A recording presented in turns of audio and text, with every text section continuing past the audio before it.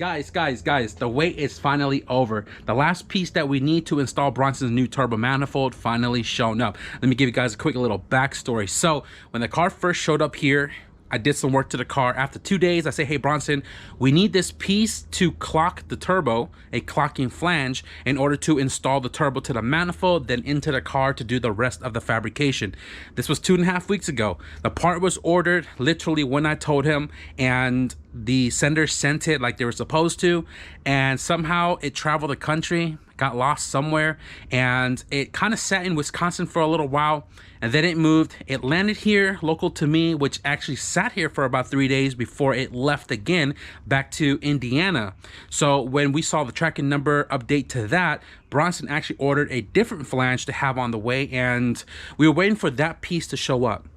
2.5 weeks ago, we ordered the original part, and tell me why when the second flange showed up, the original one showed up as well too.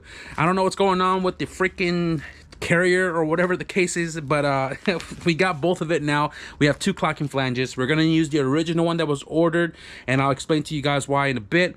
And I'm probably gonna cop this one from Bronson just so I can have this for a future setup of some sort. I don't know, but it's nice to kind of have it in the inventory.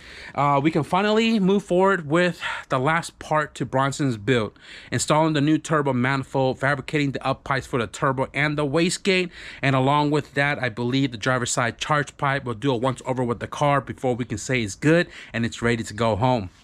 Not gonna lie to you guys though, I have not been in the garage in the last 4 days because I kind of been having dull moments, and I have like a schedule to be on and order of operation, so I didn't want to get too far ahead of myself with like doing other things in between while this car is here, because realistically I need the driveway, so kind of been holding off on it. And yesterday I came out here just to kind of get my hands a little dirty and just kind of stay in motion, you know what I mean? So if you guys saw the previous videos, I re-cleared the hood on Bronson's Turbo EK, and I attempted to try to fix the wing, even though me and him both agreed that the wing was too far gone to try to bring back to life, but I attempted anyways. I've gotten to the point where I was that close to bringing it back to life, and then I burnt through the carbon fiber. So the wing looks like doo-doo, and I was like, just wanted to do something with it. So I came into the garage last night and I went through my wrap to realize that I actually have a good amount left to use. Not enough, but enough to use for the part that matters. So his wing is actually carbon fiber, and I wrapped it in 6D carbon fiber just to kind of give it that effect rather than it being faded and looking like a flat black wing. So his wing now literally has that carbon effect on it, like my wagon wing, if you guys remember. I mean, it's a race car. It's gonna look like it's supposed to look like, and it's gonna look good with the rest of the car.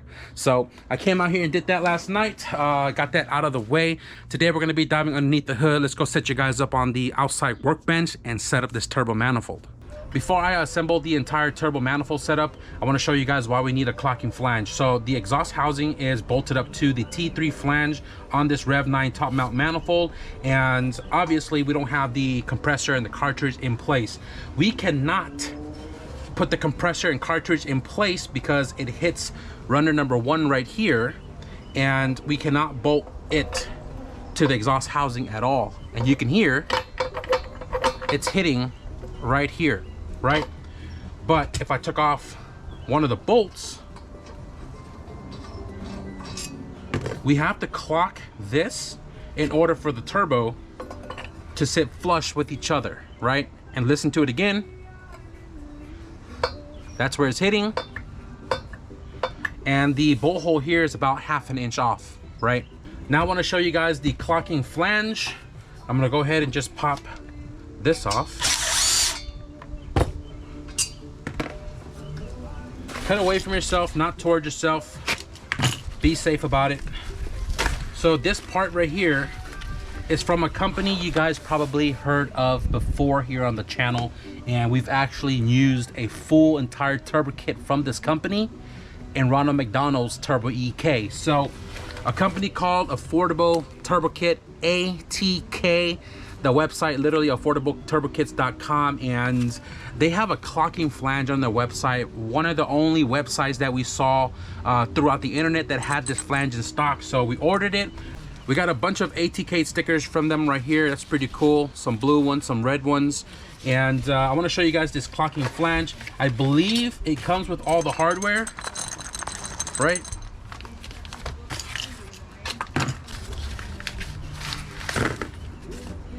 So here's the clocking flange. You can see how there's one set of bolts, and then there's another one that's like 16 degrees over.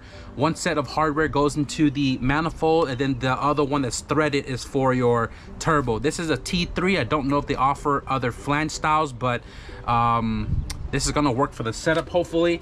Comes with the flat-headed like bolt, so that way it can sit flush, like so, right? Usually when the surfaces are flat, I don't really run a gasket at all. But if it's not flat, run a gasket or deck the surfaces.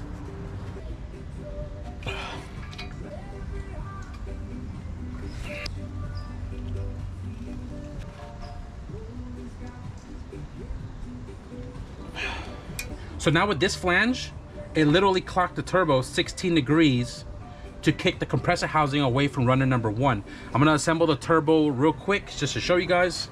With the clocking flange, the turbo sits half an inch higher, which shouldn't be a big deal because there's a lot of space underneath the hood. The clocking flange is 16 degrees, which clocks the turbo compressor housing away from runner number 1. We have a lot of space between here and up there, where without this before, it was literally sitting on the runner where we couldn't even put a bolt through. So now we have a lot of space, and I'm happy with that. I'm gonna go ahead and just clock the center cartridge for proper feed and drainage, and I'm gonna probably put some washers in here because my hardware is a little too tall, and that stud is way too short that came with the manifold. So I might just use these locking washers right here just to kind of compensate that. But I want to get this thing fully bolted in place, and then we're going to remove this wastegate because we have a new unit right there. Now this manifold is set up for a V-band 44 to 46 millimeter wastegate, and Bronson's old wastegate is a TurboSmart 38 millimeter 2-bolt flange. I've already made a V-band to 2-bolt flange adapter, but we are going to be changing out the wastegate to a 44 millimeter. This package right here was also shipped in from ATK, AffordableTurboKits.com, and inside here we have a new wastegate, and they also gifted us a turbo blanket. So let's go ahead and open it up to show you guys what's inside. We have a Kevlar turbo blanket. We're gonna save this for last. This is like icing on the cake. And then right here we have the ATK 44 millimeter wastegate. This thing is super compact. I like that. I like how it's nice and compact. This also has the locking collar for removing the top hat for upgrading or downgrading your spring, and it does come with the discharge inlet and outlet flanges with the clamp, along with all the fittings right there, and most importantly the firing ring right there. ATK turbo kit. They do offer a lot of stuff on their website. I'll be sure to link it down below.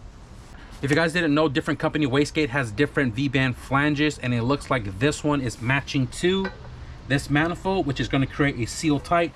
Make sure you put your firing ring in the gate right there, and then it goes on, then the clamp after. I did see on the website that they have a 10-pound spring inside of this, so we're going to leave it alone. Granted, we don't have any other springs to throw in it. And it looks like we can also reuse the push lock fitting that we have installed on here.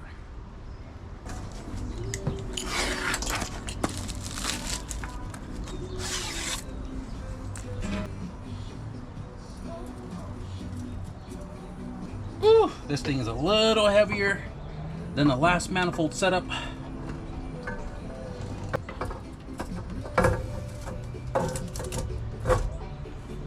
This is the old return line, very freaking tiny.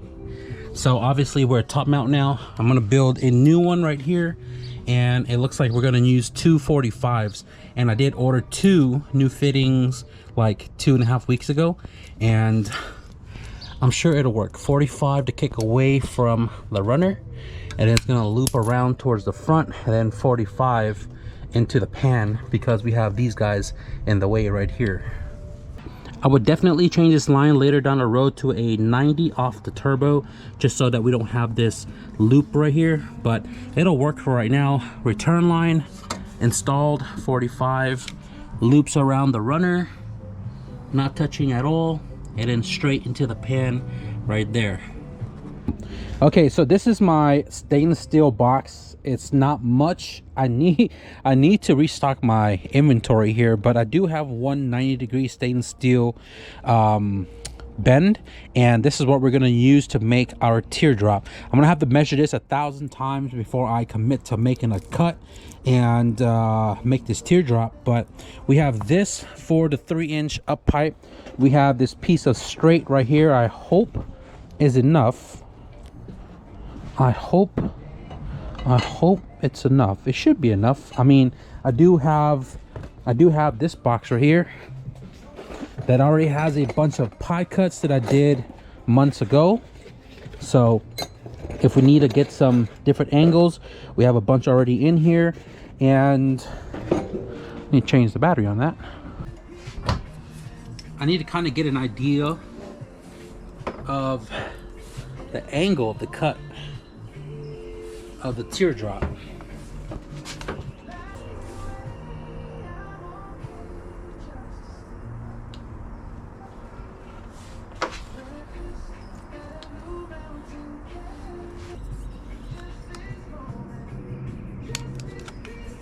We're cutting a little bit more so we can shape it to the teardrop that we want. But that's a rough outline right there.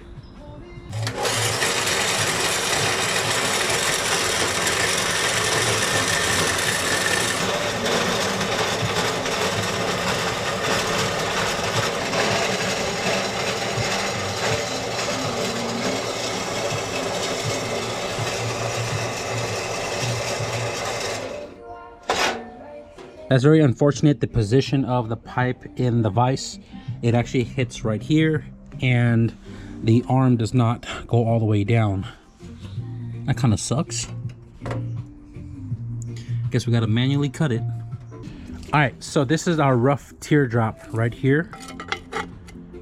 Right now we can shape this top part to how sharp we want the tip to be.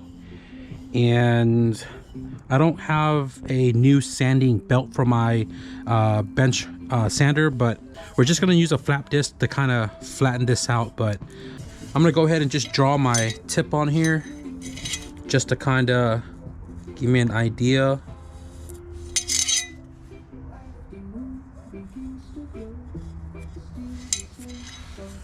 Something like that.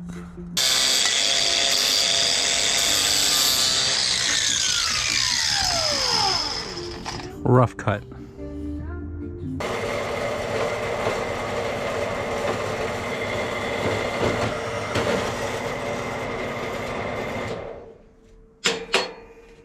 Because of the angle of the teardrop that I cut off this 90, it's a little tricky to get this bottom to go to the turbo.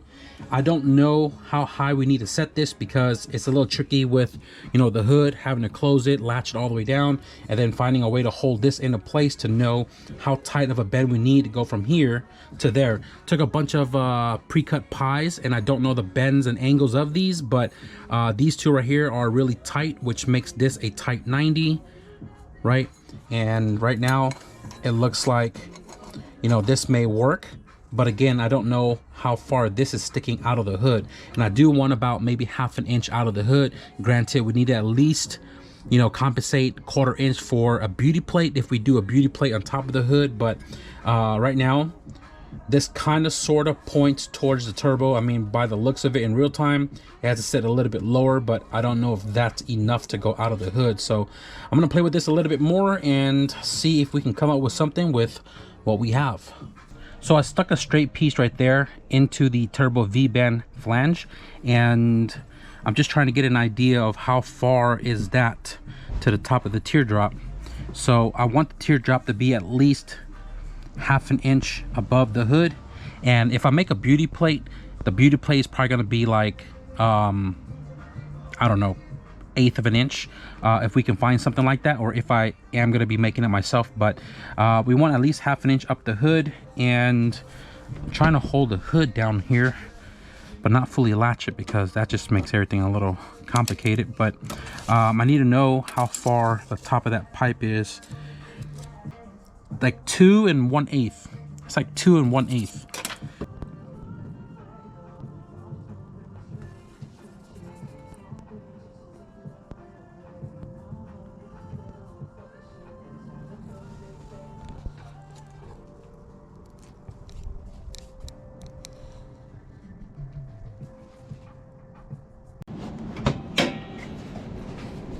This was the teardrop that one of you guys sent to the PO box of the care package a little while ago. Never found a use for it because it is so short, right? And I think this is a good project to use it on. I'm gonna cut this teardrop off to use this half, and then I'm not gonna really do too much about this bottom section, but just want to give you guys a look real quick. It's gonna sit something like that. Ooh, double teardrop, say less. So I'm not gonna fully weld the up pipe just yet. I want to fabricate the dump tube going out the hood first, get both of these all tacked up, and if it looks good, we'll pull it all off to fully weld it together. But I'm going to continue with this tomorrow.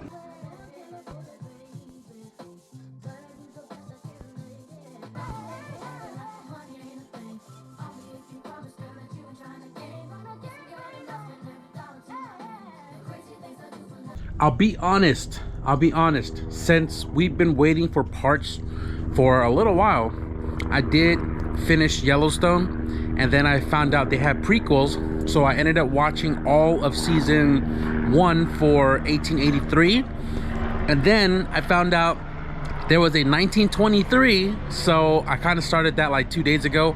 I've been binging it all night, guys. I slept at like 7 o'clock this morning. I slept at like 7 o'clock this morning and literally murdered season 1 of 1923 before I came out here today. It's like 4:30, and dude, I still got a whole nother season to go, and supposedly there's another one in between 1944 that's coming out. I've already killed Marshall, and I'm waiting for the next episode of Dutton Ranch. Dude, I am hooked onto that series. But anyways, last night I tacked up all of the pie cuts for the up pipe, and I'm kind of happy with that. I don't want to start the bend early, right, because then it'll be like a 45-ish. Instead, I went straight across using what I had, and then pied it up to this teardrop, which comes up perfectly through the hood. And today we're gonna try to figure out the dump tube, and I literally went through my box. These guys are for 38mm, smaller. These guys are a little bit larger than 1 3/4, which is what you need for 44. And I'm trying to figure out what will work for our up pipe for the wastegate, which is literally pointing straight up right now. Kind of play with it a little bit. I have not cut off this teardrop just yet because we're going to be using that section right there, but I think I'm going to clean this one up. This is for 44. I'm going to clean this up. That's going to bring it up and over towards the up pipe for the turbo, and then it's kind of hard to hold it with one hand. You guys saw that was a 90. I can add a little straight to that right there, and then I have this one, which is larger than all of those, slightly smaller than the 44, which if you look just a little bit, you can kind of see a little edge right there, but I don't think it's gonna affect the flow. So after that straight piece, it'll come up something like that, and then we'll have our teardrop somewhere. Not entirely sure on the length yet, but it's gonna come up somewhere right there. I think that's what we're gonna do. So I'm gonna get to cutting these guys real quick, and then we'll do another mock-up on it.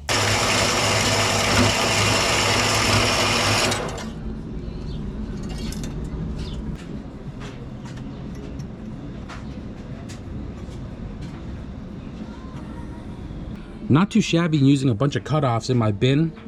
The smaller pie cuts at the bottom and the midsection up here was a little tricky because I only had those in 1 inch, and I had to tack them all together to put it on the bandsaw to be able to cut it. But looks good. I'm gonna go ahead and just fit this thing up a little more tidier, and then I'm gonna tack it in place.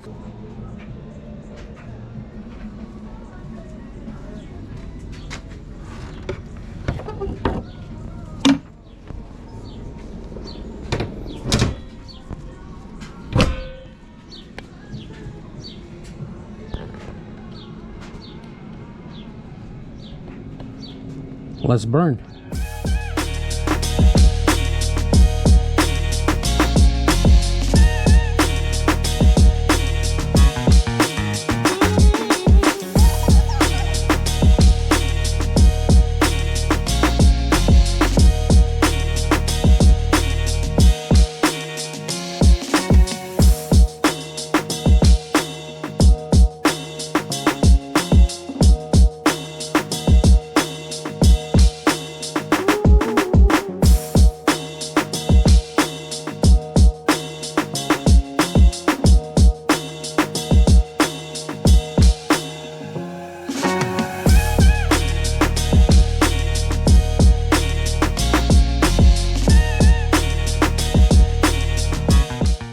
So if you guys have been following the channel since like 2017 when I first picked up TIG welding, you guys know that I don't usually back purge anything whatsoever. Only a turbo manifold I made back in 2018 when I first went all-wheel drive, I back purged that log manifold that I welded, and ever since then I've never really set it back up on my argon tank.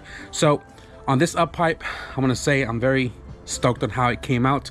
Granted, I don't back purge, nor do I even use like tin foil or anything to block the ends of the pipes, but I welded this up pipe and I took my time on it. I'm not gonna lie, I took my time on it. I turned the argon flow up a little bit more at 35 with a 12 cup, and I'm gonna show you guys up close. It's not the most perfect consistent welds, but it looks really freaking good. Now the reason why I'm stoked about this is because, again, I don't back purge, and I barely have any sugar coating on the inside.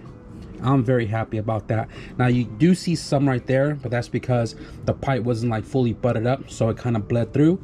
But overall, barely any sugar coating, and I'm very happy on how this turned out. Now I did forget the bung, so I did take it back off because I did originally had it all mounted up. Forgot we had a wideband sensor, which is right there. So pulled it off, drilled a hole, put a bung on it, and it is all done. It is actually pretty hot right now, but I'm gonna go ahead and install this just to show you guys the two together.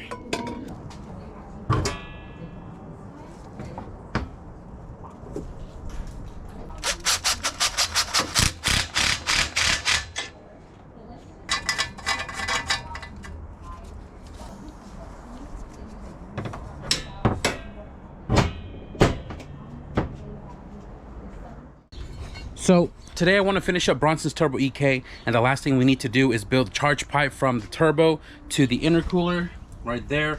And the reason why this is off right now is because I already knew that the fitting that goes here, boost reference, is going to interfere with runner number 1 right there. Now it is a close call with the 90 degree because I did try it. Originally I had a straight on here, but I took off the 90 from the controller, stuck it on here, and it literally sits right in front of runner number 1. Now because the fitting is plastic, eventually it's going to melt, so the straight obviously won't work. And what I need to do is I need to plug that hole up, whether I find a plug or weld it, and then I'm gonna have to drill and tap the other side so we can have a boost reference away from runner number 1. So instead of coming from this side, it'll feed vacuum this way. So I need to do that really quickly to put this back on, and then we can route our charge pipe to the intercooler.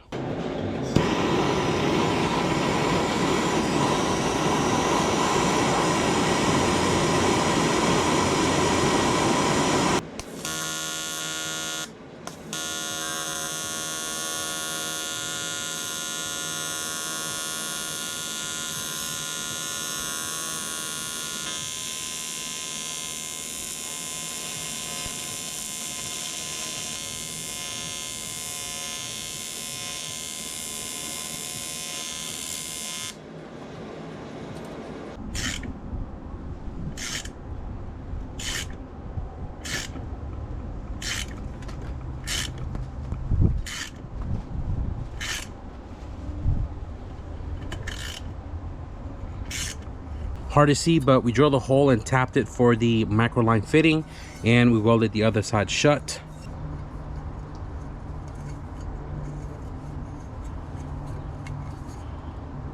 Ooh, that right there is gonna work, boys. Let's not forget the turbo guard.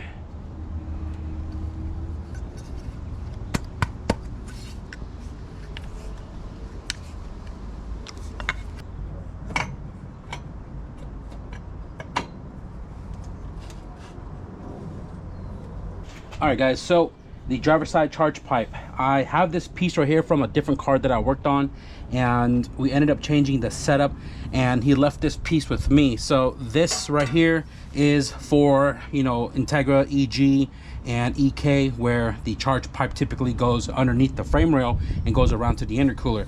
Now we do have to modify this just a little bit, but I will say this part right here to the turbo is perfect.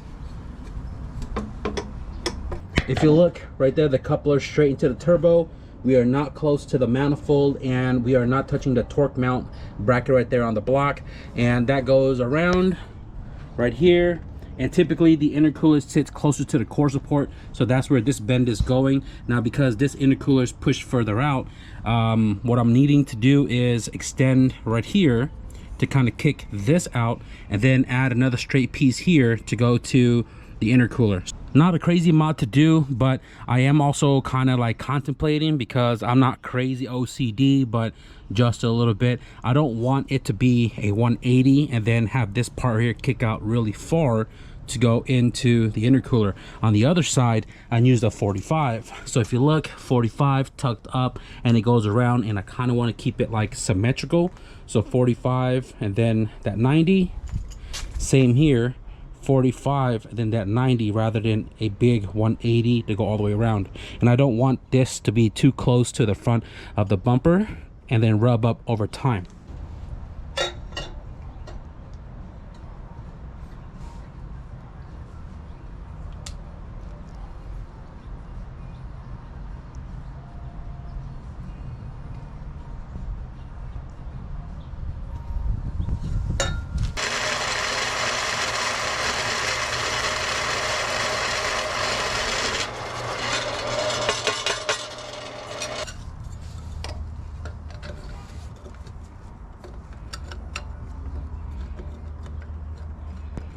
Just like that. Yes, sir.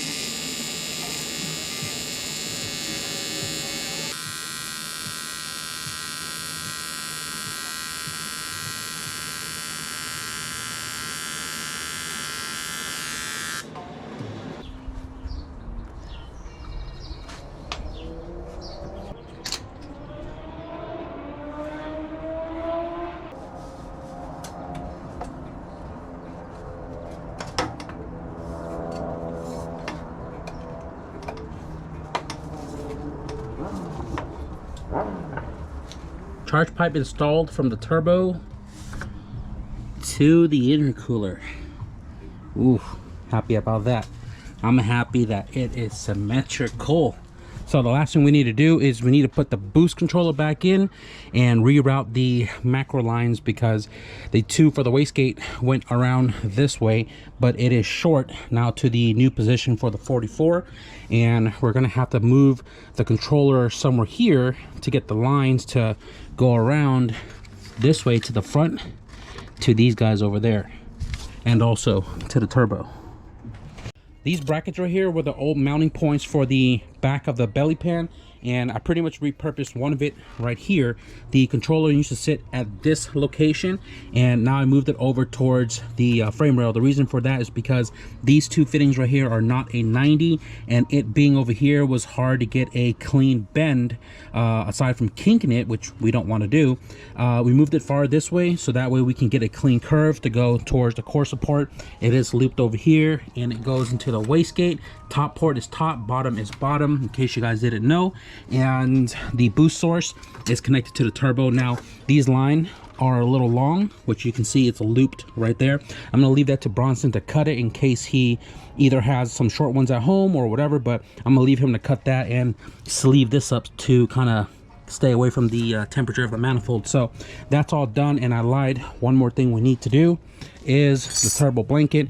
Big shout out to ATK, AffordableTurboKits.com, for sending over a turbo blanket for the setup. All my cars have turbo blankets that are in Kevlar, which is my favorite style, and you can handle this. It won't be itchy whatsoever, and it's simple to install. Literally just 2 points right there and right there with the provided hardware, these little springs right there. So I'm gonna go ahead and get this thing installed. I'm gonna install the front bumper. I'm gonna throw the slicks on because I'm really racing against the sunset. I want to take this thing out so we can take some photos. Let's install this.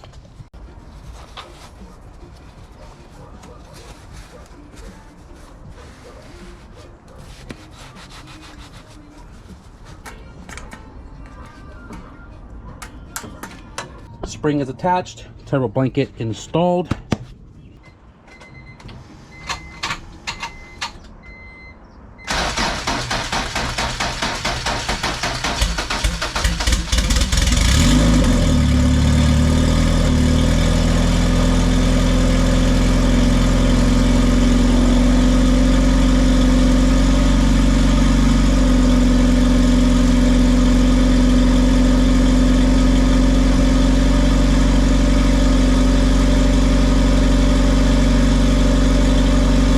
Damn, Bronson, this is like a whole new car, my boy.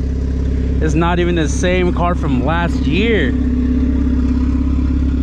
It looks aggressive on these wheels. The front end, the up pipes, my boy. Ooh, man. It looks freaking awesome, dude. Now, I don't have the wing on it right now, and I'm probably gonna put it on when the car goes home. It's gonna get picked up in 2 days. This is gonna be a whole new animal. Everybody's getting ready for that race wars coming up in June. Oh, alrighty guys, I'm not gonna drive the car, obviously. I'm just gonna take some photos, and then we're gonna get it back up on the driveway. I'm gonna swap the wheels out and just kind of clean the car up and get it ready to go home. But Bronson, man, I hope you're stoked about this. I'm not gonna lie to you guys, man, the two-step sounds crazy.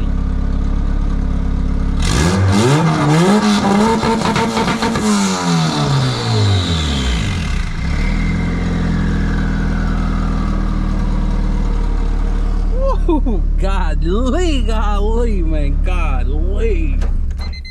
So guys, we are done here on the driveway for today. Bronson's car is all set up to go back home. The slicks are off, they're stacked over there, his belly pan's right there, and everything that belongs to him is in this box right there. So it is all ready to go when he comes and pick up the car. All my stuff are cleaned up.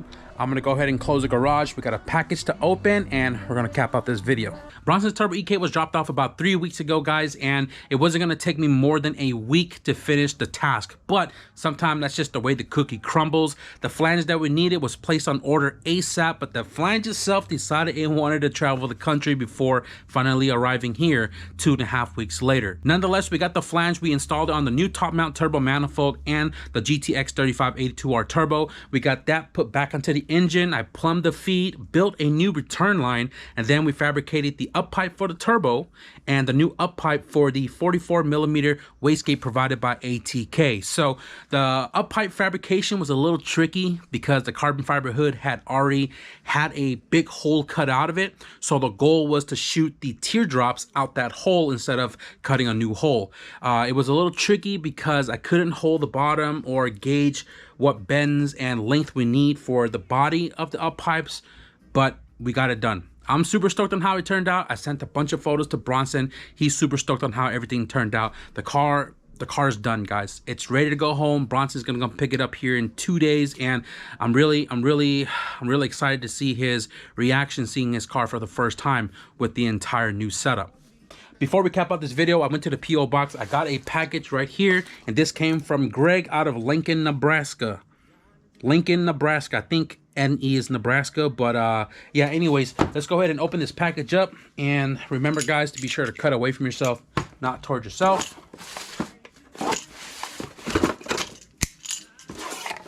Oh, okay, so I know what this is, and I'm a little confused.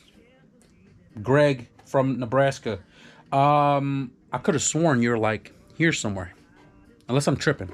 But anyways, before I show you guys this, we have a note on the inside right here, and let's see what it says. Hey Dana, here's the wiring harness that I told you that I was going to send you. Hope you or someone can put it to good use. Also, I would like to say that I don't think that I have missed a video of yours for the last 6 years that I've been watching you. I sure have learned a lot from you and all the troubleshooting that you do. I have been a mechanic ever since high school. That's way back in the early 80s in Lodi. Lodi. Oh, okay, that's where my confusion was at. You're originally from here, but you're not living here currently. So, okay, Lodi. I always seem to learn something new from watching you. Sorry your CRV videos are not doing well. I sure am enjoying them. Keep up the great work. Just be who you are and peace up, bro. You're a YouTube bro, Greg, aka I am the Critical Gamer. Big shout out to Greg because he joins the live stream about all the time on Instagram, and he also have sent a bunch of stuff to the PO box in the last couple of years. So I appreciate you for that. You guys seen I used some of the tools here, like the compression tester in the previous video on Bronson's LSV. And big shout out to Greg because we actually spoke about this. He was gonna send it over because I think he said he wasn't using it anymore. He sent over an OBD2 tucked harness. Greg has a CRV and I believe he was going to use it and then decided he wasn't going to use it, and he sent it over because you guys know anything that comes to the PO box, we try our best to use it in due time. But OBD2 engine harness, which actually you can use in an OBD1 or an OBD0 car, you just have to get the correct conversion harness to your chassis that connects to the C101 plug right here. And what makes this an OBD2 is just a couple of plugs. Injectors are OBD2 style right there. Distributor is OBD2 style right there, and I believe the alternator is OBD2 style as well. Now if you're putting it into an OBD1 chassis or OBD0, you can run OBD2 injectors, distributor, and alternator, or you can swap these plugs out or buy the jumper harness. You can still use an OBD2 harness, tucked harness, not a stock harness, in OBD0, OBD1, or OBD2. So big shout out to Greg for sending this over. We're definitely going to use this for something. I originally was planning to use this in Bronson's car, but we've ran out of time, and also we don't have a conversion harness to adapt this to his car. But I guess we'll talk to Bronson and see if he might be interested in this, because it'll definitely clean up that automatic harness that's currently in his car. My goodness, Bronson, you need to clean up all that wiring, dude. But anyways, guys, we're going to wrap it up for this video. I hope you guys enjoyed the turbo build series on Bronson's EK. If you guys did, be sure to leave a thumbs up. And if you guys want to get back to regular programming, I'm actually going to take about a day or two to clean the garage up first because it is bothering me. But if you guys want to get back to regular programming, man, be sure to hit the subscribe button. But with that being said, thank you guys for watching. I'll see you guys at the next video. Peace.